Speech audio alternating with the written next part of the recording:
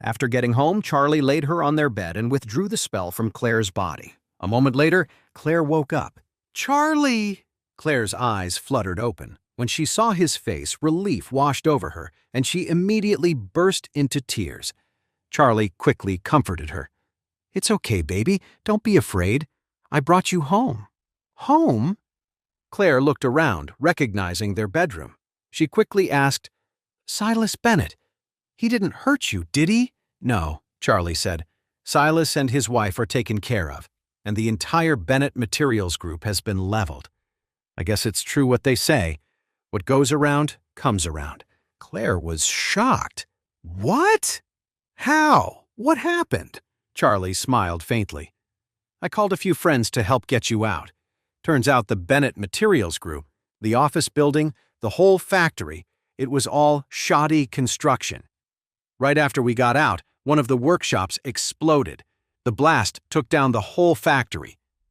It's too bad you were asleep, otherwise you could have seen it fall like dominoes." Claire couldn't believe it. A perfectly good factory.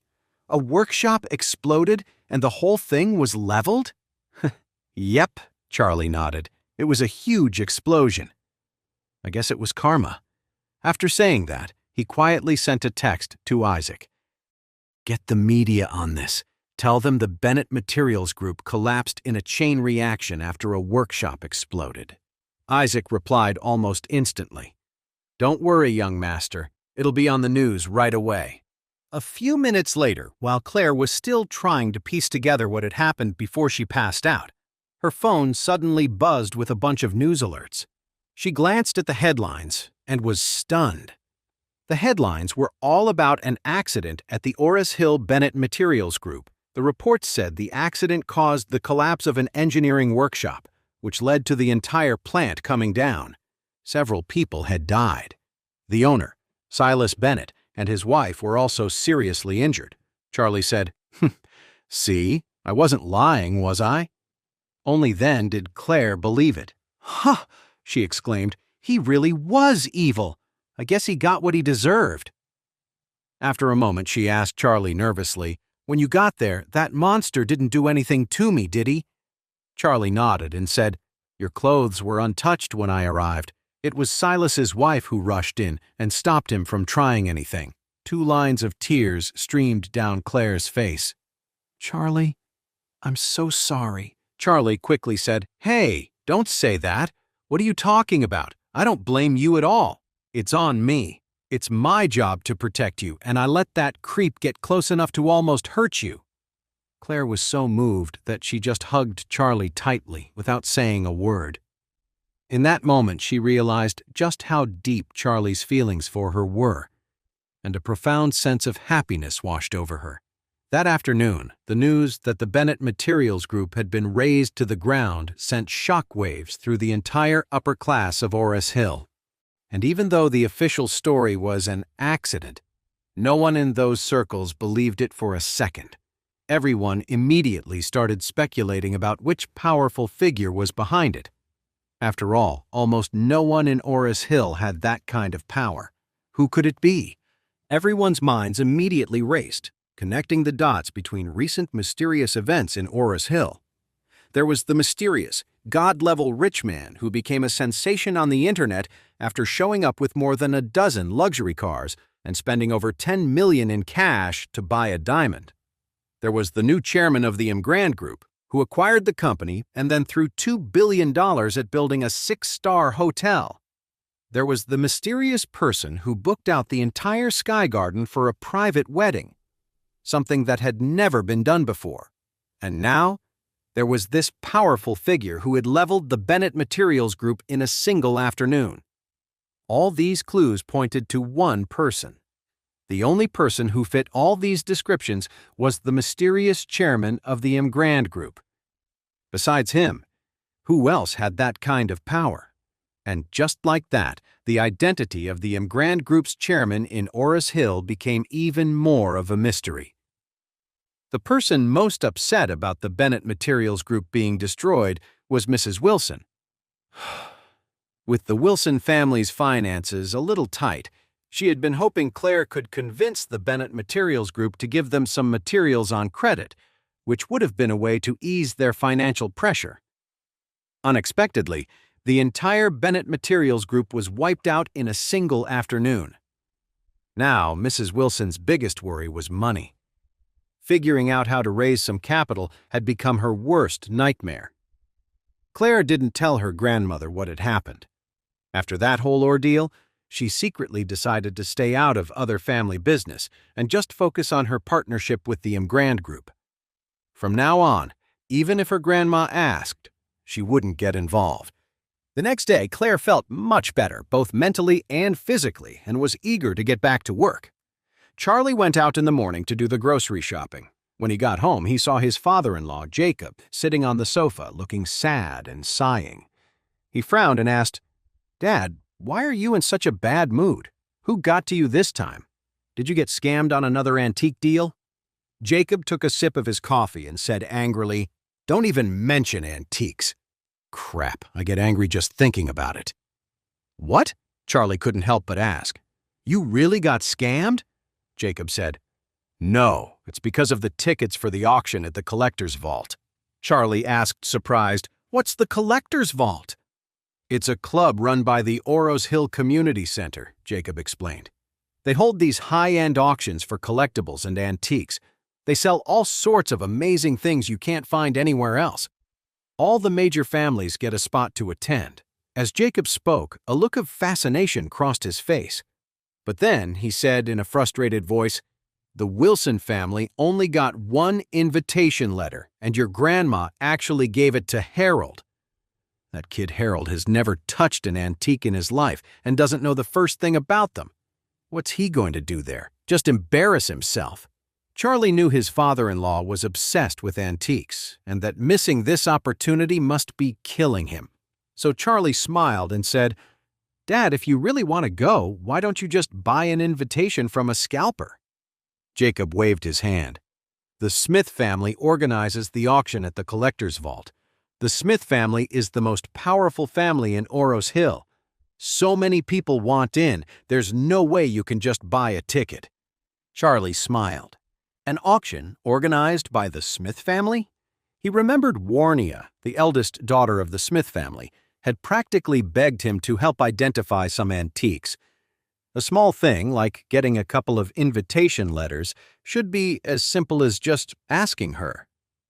With that in mind, Charlie said casually, "I know a few people from one of the big families here in Orus Hill.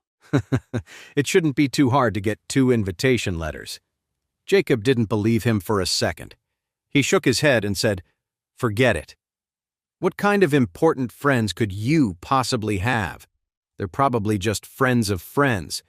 There's no way they could have connections to the Smith family." Charlie didn't bother arguing. He just went downstairs, pulled out his phone, and called Warnia. "Miss Smith," he said, "could you help me get 2 invitations for the collector's vault auction?" Warnia answered right away, "Mr. Charlie, are 2 enough? If not, I can get you a few more." Charlie replied, "2 is plenty. I'll be attending with my father-in-law." Jacob was the only one who was into that stuff. Claire and Elaine couldn't care less. Even if they went, it would just be a waste of time for them. Besides, after that incident at the vintage market, Charlie knew what Jacob was like. He'd have to go along to keep an eye on him. Otherwise, Jacob would get swept up in the excitement and get scammed out of his last dime. And anyway, he was also curious to see if there were any rare elixirs or treasures at the auction.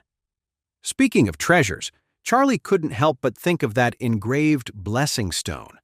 It had disappeared after he saved Elsa. He figured he must have lost it while rescuing her. He even went back and retraced his steps that day, but couldn't find it. Fortunately, he had already absorbed the stone's aura, otherwise he'd really be kicking himself. Since the collector's vault was known for auctioning off precious treasures, maybe he could find something else worthwhile there. When Claire got home from work, Jacob was still moping around. He was so down that he barely touched his dinner. Charlie knew he was sulking about the auction invitation. Just then, Warnia called. "Mr. Charlie, I'm so sorry. I was working this afternoon, but I'm downstairs at your place now. I can give you the invitation letter." Charlie quickly replied, "I'll come down and get it." Then he rushed out the door. Warnia was waiting downstairs in her car. When she saw Charlie come out, she got out and handed him 2 invitation letters. Charlie thanked her and went right back inside without making small talk. Back inside, Jacob was still fuming. Claire tried to reason with him. "Oh, Dad, don't be so mad. Grandma probably gave the invitation to Harold, hoping he could use it as a chance to meet some important people and do some networking." Jacob sighed. "Look, your grandma has always played favorites. She never cared much for me, but she always doted on your uncle and Harold. It's been like that forever, and it really gets to me." Claire nodded helplessly. She knew her grandma was biased.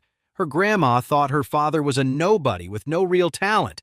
Then, she figured since Claire was a girl, she couldn't take over the family business, so she always spoiled Harold a little more. And after she married Charlie, her grandmother basically gave up on her family completely. Just then, Charlie walked over and handed 2 golden invitation letters to Jacob. "Dad," he said, "I got those invitations you wanted." "What?" Jacob shot up from his seat as if he'd been launched by a spring. He snatched the invitation from Charlie's hand, tore it open, and looked inside. He was so excited that he was speechless.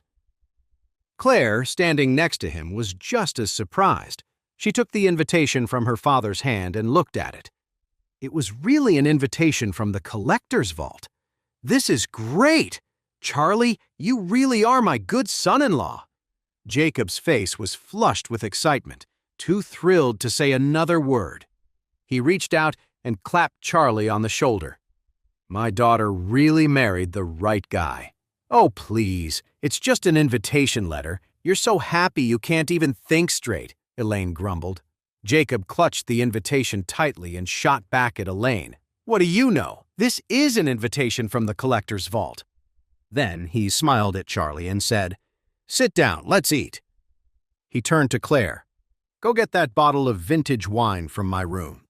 I'm having a couple of drinks with my son-in-law tonight." Elaine glared at Charlie, seeing how happy Jacob was, but she kept her mouth shut. Claire was happy too, but she was also a little suspicious. After getting the wine, she sat down next to Charlie and nudged him with her elbow. "Where did you get this invitation?" she asked. She had asked around at work that afternoon, trying to get an invitation for her dad, but she found out that the invitations to the collector's vault were limited to 1 per family. How did Charlie manage to get one? Charlie smiled and said, "I just asked a friend. He happened to have 2 invitations, but he didn't feel like going, so he gave them to me." "Really? What a coincidence," Claire said, not entirely convinced. "Why haven't I ever heard you mention a friend from such a well-off family? What's his name?" Charlie said casually, "His name is Christian Knox. I helped him out at the vintage market a while back. Dad knows him." Jacob nodded eagerly. "It's true! That Christian guy even gave Charlie an emerald bracelet, said it was worth 5 or 6 million. Hey amazing viewers, it's Charlie here. Thanks for sticking with us. By the time of the release of this video, only 11% of our viewers have joined the party by subscribing, and 89% of you might miss out on our next mind-blowing video. So what are you waiting for? Hit that subscribe button and join the exclusive club.